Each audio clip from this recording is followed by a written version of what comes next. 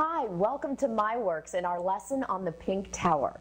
The pink tower teaches your child sizing, dimension, and order. You might be thinking, why does my 3-year-old need that? Well, to them, what they're doing is they're playing with blocks. They're getting movement because a child needs that sense of body control. By taking one cube at a time, walking across the room and putting it on their work mat, it's teaching them body control as well as order and concentration. The pink tower also is a pre-lesson to math. It's a pre-lesson to language.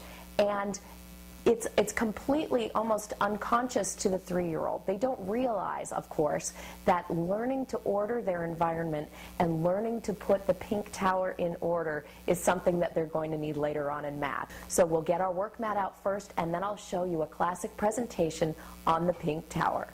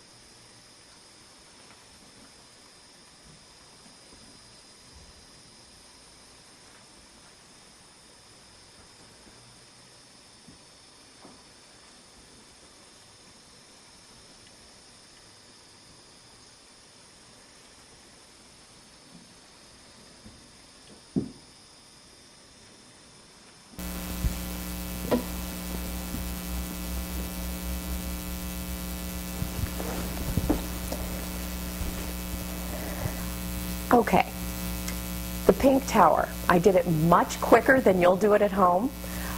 Think of it this way, you're going to get a great thigh exercise. I don't know if you heard my knees pop, but it just happens. What you're going to want to do is keep the pink tower, as I said earlier, across the room. It's a very long presentation, but really your 3-year-old is going to be completely enthralled in what mommy or daddy is doing with the pink tower. I'm going to show you a few more options that you can do if your child is still really engaged, meaning if they're still really curious about what you're doing with this pink tower. Then what you can do is follow up by showing them the smallest pink cube. What you'll do is you'll place it on each one and put your finger right over it, no language, to show that each cube is one small cube bigger than the next.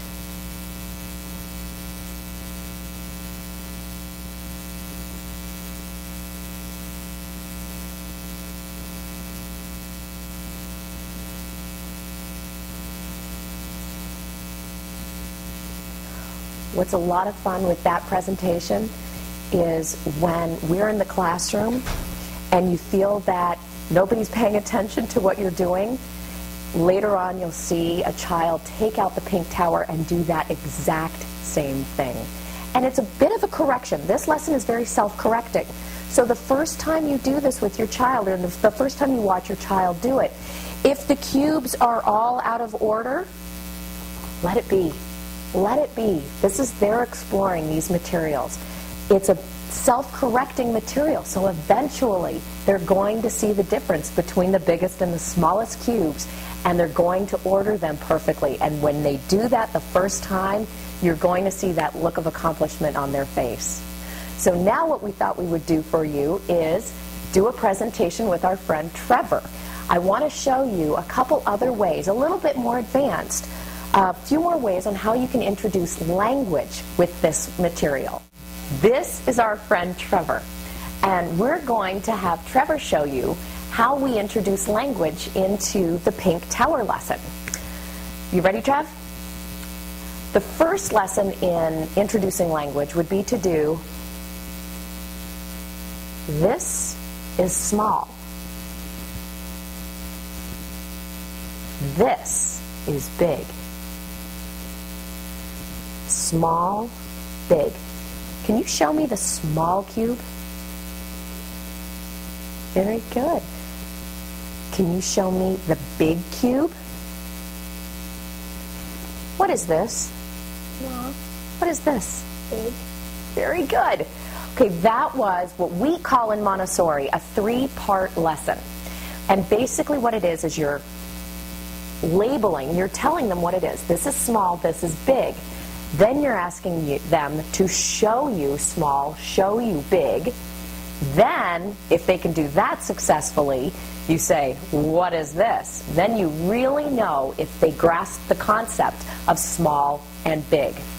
After they're comfortable with this lesson and after your child is excited about what they've accomplished, later on, when they've got the pink cubes out and you want to do this, you can do a lesson that shows, you ready, Trev? Trev, this is big. This is bigger. This is biggest. Can you show me big? This is big. This is bigger.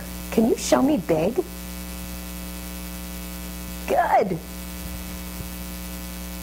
This is bigger. This is biggest. Can you show me bigger? Can you show me biggest? That's awesome.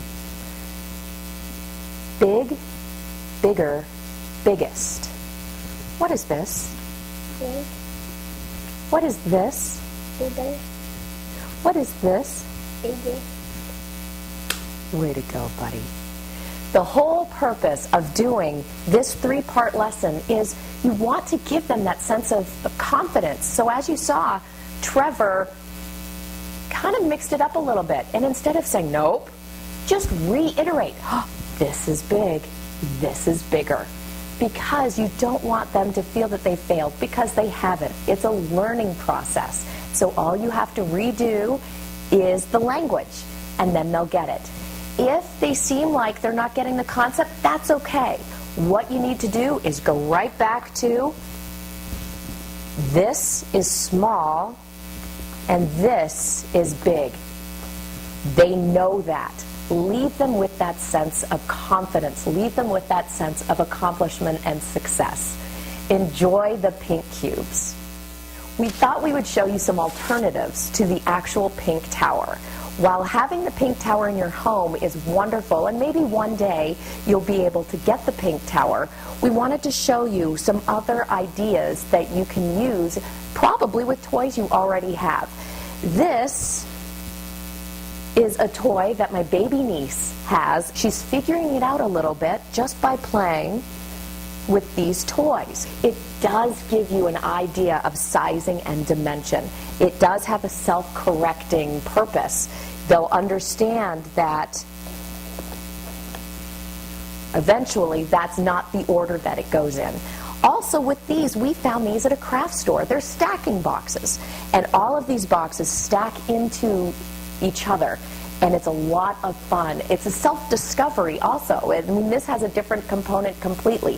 While it doesn't have the weight of the pink tower, they're going to be able to take the lid off and discover another box and another box. And eventually, they'll also get the concept of smallest to biggest. But never fear, My Works has made sure that we made available as many of the Montessori products as we can at the best price that we can make them available to you. So however you enjoy this lesson with your children, make sure that you have lots of fun and stand back and watch how they discover different ways to use these materials.